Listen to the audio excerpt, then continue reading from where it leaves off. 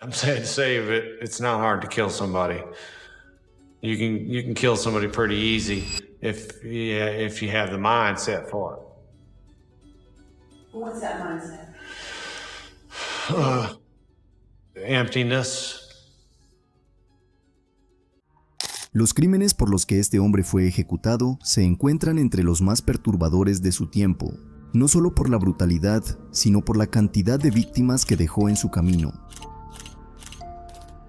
Esta es la historia de Gary Ray Bowles, el asesino serial que aterrorizó Florida y otros estados, atacando sistemáticamente a hombres homosexuales. Quédate, porque en este video te voy a contar todo su caso, sus crímenes, la cacería policial y cómo terminó enfrentando la pena de muerte. Y antes de empezar, dime, ¿desde dónde estás viendo este video y si en tu país la pena de muerte es legal o no?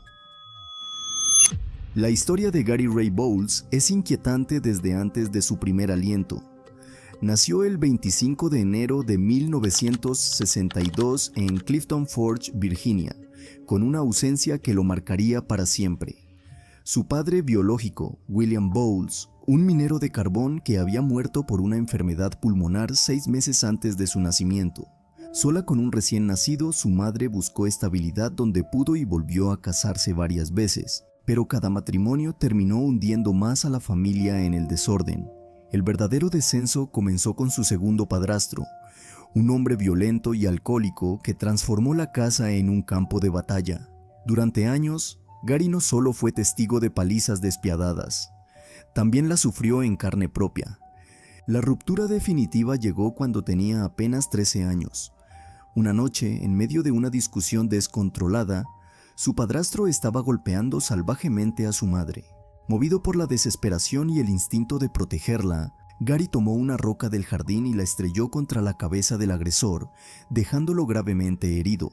Él creyó que había hecho lo correcto, que había salvado a su madre, pero la respuesta no fue gratitud ni alivio, fue rechazo. Su madre decidió permanecer con el hombre que la maltrataba y expulsó a Gary del hogar. Con solo 13 años, quedó completamente solo. Ese día, algo murió dentro de Gary Ray Bowles. Se dio cuenta de que la lealtad no existía. Se sintió traicionado por la única persona que amaba. Quedó solo en el mundo, sin hogar y con la certeza de que no le importaba a nadie. Adolescente y en la calle, Bowles necesitaba sobrevivir. Descubrió tristemente que tenía un activo que podía vender, su cuerpo. Aunque se identificaba como heterosexual, comenzó a trabajar como hustler. Vendía sexo a hombres mayores a cambio de dinero o un lugar donde dormir aparte de pequeños robos para poder sobrevivir. I picked up a brick, just started hitting him with it. My mom came running out there and stop, you'll kill him. And that's when I told my mom it's either him or me, you know. First guy that picked me up hitchhiking when I left home gave me $20 to give me a. The guy explained to me that I could go around to different places and let guys give me oral sex and they would pay me, and I could make a lot of money doing that. That's, how I survived on the street, getting oral sex. But I prefer to be with women. Era todo lo que tenía para mantenerse con vida. Antes de 1994, Bowles ya tenía un historial criminal, aunque aún no había matado a nadie. Pasó años entrando y saliendo de prisión por robos y delitos menores, hasta que en 1982 fue condenado a 8 años tras golpear y agredir sexualmente a una anciana con la intención de robarle dinero. Cuando finalmente salió de prisión, intentó llevar una vida normal. Se mudó a Daytona Beach, consiguió trabajo, comenzó una relación y, por un breve tiempo, todo parecía encaminarse. Estabilidad, rutina, incluso felicidad.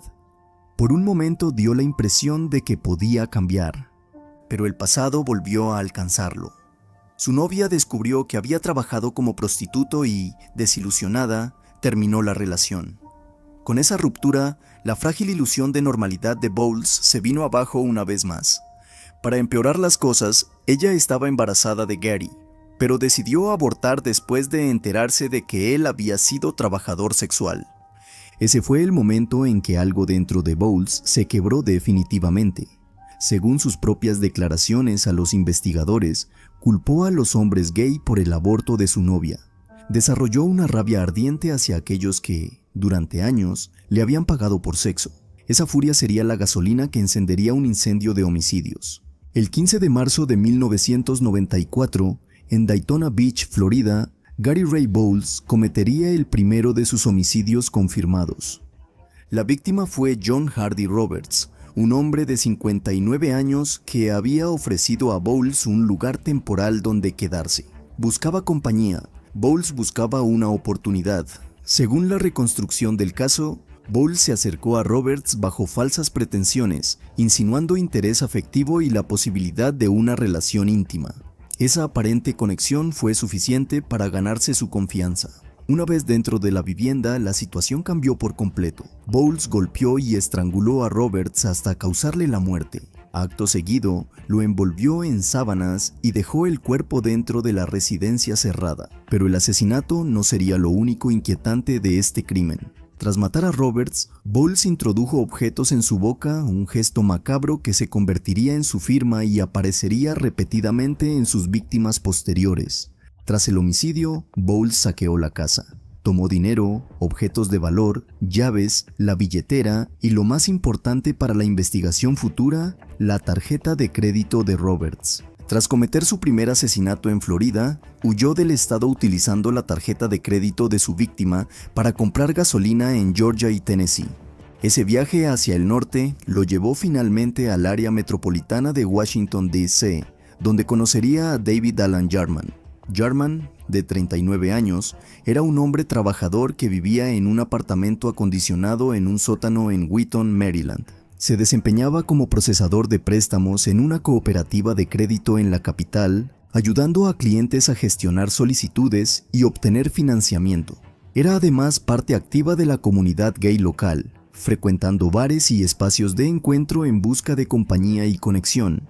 Según testigos, Bowles y Jarman se conocieron en un bar gay, donde Bowles, acostumbrado desde joven a relacionarse con hombres a cambio de dinero o alojamiento, sabía cómo presentarse para inspirar confianza, mostraba cercanía, necesidad y la promesa de una relación íntima. Esa estrategia funcionó con Jarman, quien creyó encontrar en él una conexión genuina. Ambos fueron vistos juntos en público antes de que Jarman invitara a Bowles a su apartamento en Wheaton, un espacio privado donde quedaría completamente aislado. La noche del 14 de abril de 1994, Bowles asesinó a Jarman dentro de ese apartamento. Lo estranguló durante una violenta lucha que dejó señales evidentes del intento desesperado de defensa de la víctima. Muebles desplazados, objetos esparcidos y rastros claros de enfrentamiento físico. Tras matarlo, Bowles dejó su marca distintiva. Introdujo un objeto sexual en la garganta de Jarman, gesto macabro que degradaba a la víctima, aseguraba la muerte y se convertiría en la firma que más tarde permitiría conectar varios crímenes entre sí. Jarman fue hallado esa misma noche alrededor de las 8:20 de la noche, tendido en el suelo de su apartamento y rodeado de sangre. La policía inició de inmediato la investigación del caso, pero no logró encontrar rastros ni pistas que condujeran a Gary Bowles. Ante esa ausencia total de avances, Gary comenzó a experimentar una peligrosa sensación de satisfacción e invencibilidad. Estaba convencido de que nunca sería atrapado. Aún así, y para evitar levantar sospechas o facilitar nuevas investigaciones, decidió mudarse a Georgia con la intención de despistar a la policía. The people that I've killed, they were all connected in the same way. In my mind, they all got what they deserved. I thought it was the right thing to do. I guess I am a serial killer, but I guess not your average serial killer. La noche del 4 de mayo de 1994, Milton Bradley, un veterano de la Segunda Guerra Mundial de 72 años, se encontraba en su bar habitual, Faces Tavern, en Savannah, Georgia. Era un lugar frecuentado por hombres gays mayores y para Milton, un hombre amable y de rutinas fijas, era una noche como cualquier otra. Esa noche había un hombre nuevo en el bar. Se hacía llamar Mike, pero en realidad era Gary Ray Bowles. Como solía hacer, Bowles se mostraba coqueto y buscaba activamente a sus posibles víctimas. Allí conoció a Milton Bradley. Debido a su edad, Milton casi siempre regresaba a casa en taxi. Sin embargo, el bartender del lugar le preguntó a Bowles si tenía automóvil y al recibir una respuesta afirmativa, le pidió que le diera un aventón a Milton. Bowles aceptó. Milton cometió el error de creer que aquel joven sentía una atracción genuina por él. Durante el trayecto, Bowles comenzó a comportarse de forma extraña y perturbadora. Milton, quien había sufrido una grave lesión en la cabeza durante la Segunda Guerra Mundial cuando su barco se hundió en el Océano Pacífico, y que además había sido sometido a una lobotomía, probablemente no comprendía del todo lo que estaba ocurriendo. Bowles no condujo a Milton a su casa. En su lugar, se dirigió a los terrenos del Savannah Golf and Country Club. Allí, cerca de un cobertizo de mantenimiento, lo atacó. Lo que siguió fue una explosión de violencia extrema. Bowles golpeó brutalmente a Milton en la cabeza y el rostro. Aún así, Milton seguía con vida. Entonces lo estranguló manualmente, apretando su cuello con tal fuerza que los huesos cervicales se fracturaron. Mientras Milton agonizaba, Bowles introdujo sus manos en la boca del hombre moribundo y empujó hojas y tierra dentro de su garganta, dejando así su marca personal. El cuerpo de Milton fue encontrado al día siguiente. 9 días después de asesinar a Milton Bradley en Savannah, Gary Ray Bowles llegó a Atlanta, Georgia. Allí conocería a su cuarta víctima, Alberson Carter Jr., un hombre de 47 años que residía en la ciudad. Siguiendo su patrón habitual, Bowles probablemente conoció a Carter en un bar gay de Atlanta. Se presentaba como un hustler, alguien dispuesto a ofrecer compañía a cambio de dinero o alojamiento. Carter, al igual que las víctimas anteriores, no tenía forma de saber que frente a él estaba un asesino en serie que ya había matado a 3 hombres. El 13 de mayo de 1994, el cuerpo de Alberson Carter Jr. fue encontrado dentro de su residencia. La escena del crimen mostraba el mismo modus operandi brutal que Bowles había utilizado antes, aunque con una variación letal. Esta vez Carter había sido apuñalado repetidamente hasta la muerte. Después del ataque con arma blanca, Bowles aplicó su firma característica. Introdujo una toalla profundamente en la garganta de Carter, empujándola hasta provocarle una asfixia total. Esta combinación de apuñalamiento y estrangulamiento reflejaba la violencia descontrolada y la rabia con la que actuaba. Como en los asesinatos anteriores, Bowles registró los bolsillos de la víctima y se llevó todo lo que tenía valor: dinero en efectivo, tarjetas de crédito, documentos de identificación y objetos personales. Luego huyó del lugar, dejando el cuerpo atrás. Cuando la policía de Atlanta examinó la escena, notó similitudes inquietantes con otros homicidios recientes a lo largo de la costa este. La toalla en la garganta, el robo de tarjetas de crédito y el nivel extremo de violencia apuntaban claramente a un mismo autor.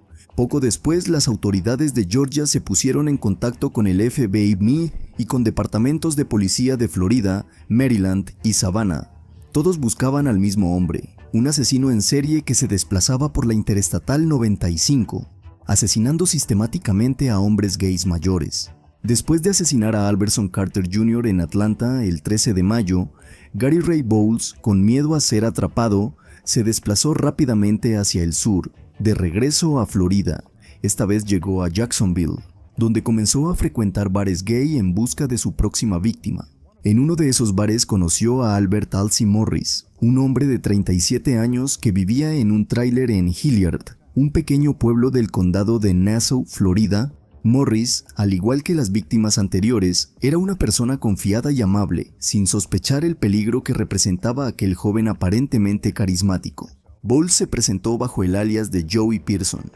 Le dijo a Morris que era trabajador de la construcción y que se encontraba de vacaciones en Florida. La historia parecía creíble. Confiando en él, Morris le hizo una oferta generosa.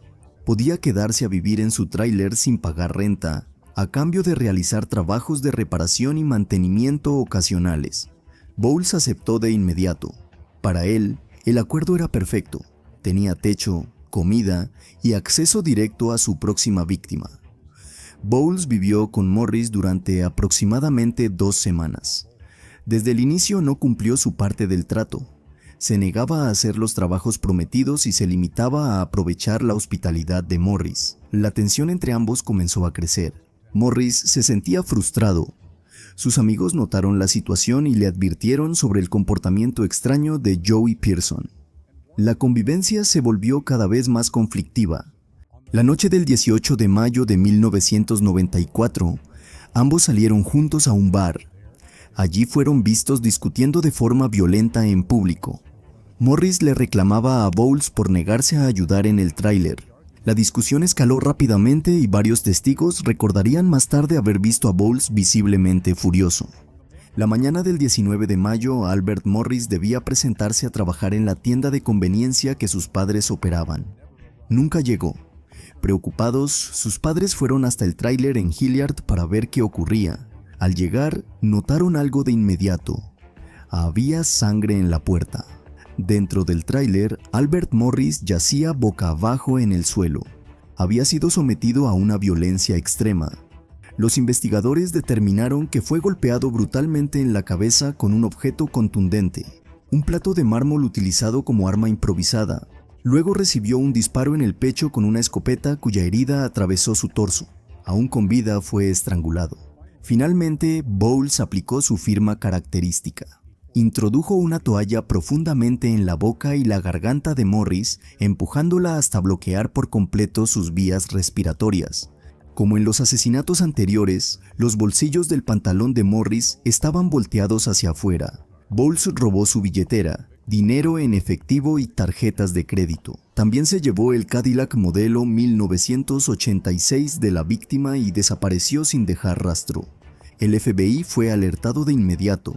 Los investigadores federales lograron conectar los casos ocurridos en varios estados, Florida, Maryland y Georgia.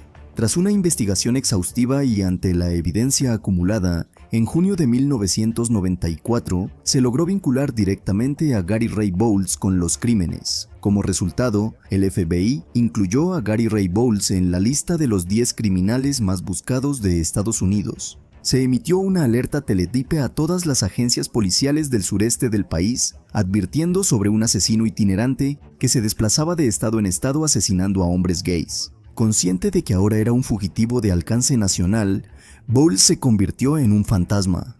Durante meses logró desaparecer por completo. No sería sino hasta noviembre de 1994 cuando volvería a atacar. El 16 de noviembre de 1994, en Jacksonville Beach, Florida, Gary Ray Bowles cometió el asesinato que finalmente lo conduciría ante la justicia.